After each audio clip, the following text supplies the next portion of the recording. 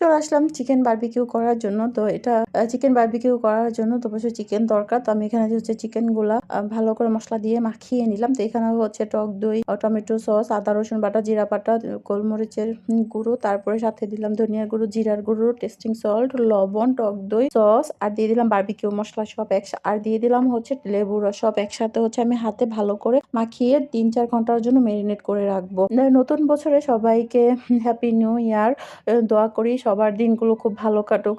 এই বছর তো দেখতে দেখতে চলেই গেল, সবার পাওয়া না পাওয়া, হারানো, সুখ সবকিছু নিয়ে এই বছরটা চলে গেল।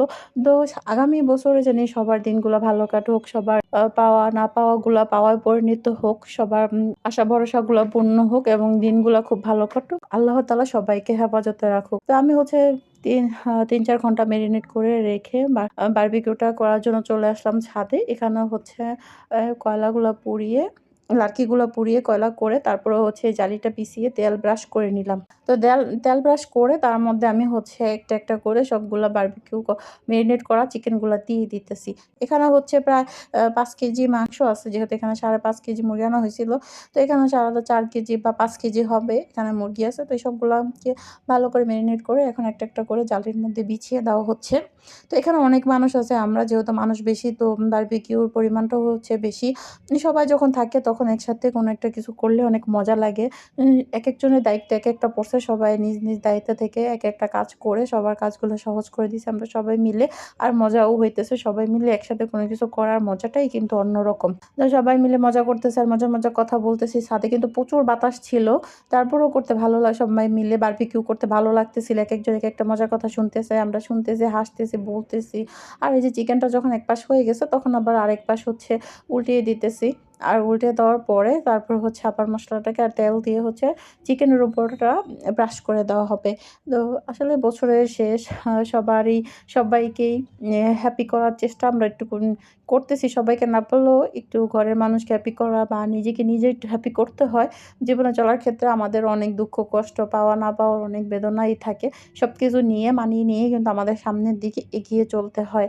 আসলে সবাই সবসময় সবটা একসাথে করতে পারে না। কারো একটু সময় লাগে, তারপর কেউ একটু হয়তো পেরে যায়। কষ্ট সবকিছু নিয়েই সামনের দিকে আগাতে হয়। আসলে জীবন তো জীবনের নিয়মেই চলে।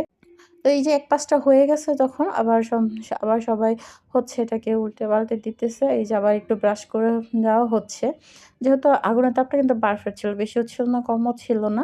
খুব সুন্দর কিন্তু তাপটা লাগতেছে। কয়লার তাপটা চিকেনের মধ্যে খুব ভালো করে লাগতেছে। এই যে ব্রাশ করে দেওয়া হচ্ছে।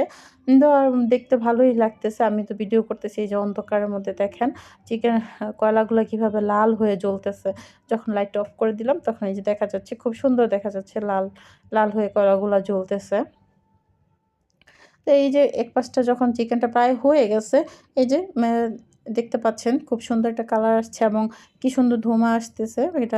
এটাতে কিন্তু স্মোকিং খুব ভালো আসে, তাই না? যখন স্মোকিং একটা স্মেল আসে তখন কিন্তু দেখতেও খুব ভালো, খেতে খুব ভালো লাগে। তো এই যে সুন্দর করে এটা যখন হয়ে গেছে তখন যেগুলো হয়ে গেছে আগে সেগুলোকে একটা একটা করে উঠিয়ে নেওয়া হচ্ছে।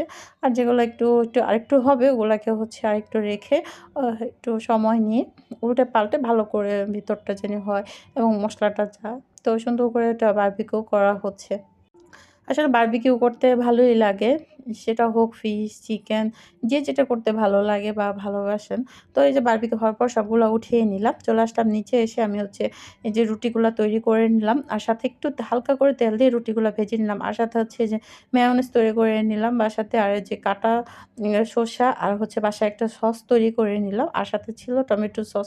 এই যে এখানে হচ্ছে প্রায় 5 কেজি চিকেন ছিল।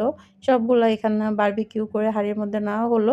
তো এখন হচ্ছে আমরা সবাই এটাকে খেয়ে নেব। গরম, গরম খেতেই কিন্তু মজা আলাদা। সবাই বসে আছে।